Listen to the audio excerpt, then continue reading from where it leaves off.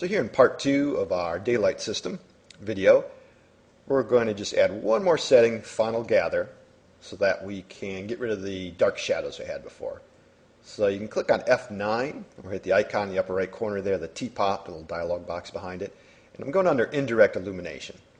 And I'm going to turn on final gather by clicking on the button here, enable final gather, or the check mark. And I'm going to add diffuse bounces of 2. Also changing the preset there to draft. So the diffuse bounces are what's going to actually bounce that light around so that those shadowed areas will actually become brighter. We'll be able to see what's going on inside those areas. So I clicked on render. And with final gather, you get like a preview. It does take much longer to render, so the render time is going to be quite a bit more than it was before. So you can see that preview mode. Already just with the preview, I can see those dark areas are becoming a grayer shade. I'm actually seeing the different details behind where those shadows were. Shadows are much more natural looking. So this is a good setting for me to start off with. So for now, this is as far as I'm going to go with the settings on my daylight system. As I work in production, though, I would typically turn off final gather as I'm doing other changes, because there may be some additional modeling. I definitely got to add some more materials.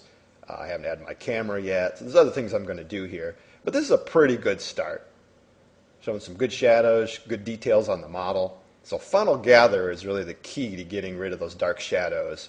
If I change this from draft to custom or high or very high, really big performance hit, takes a lot longer to render. I'm just doing here just a mid-range laptop, and so I kept it at my draft setting. Anything more could cause my machine to crash.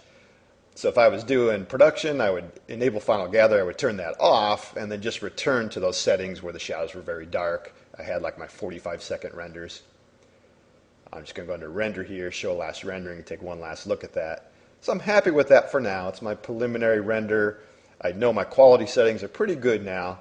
So now I can go back and start doing other things, add some more lights to the model, add some more cameras, and that'll be our next video.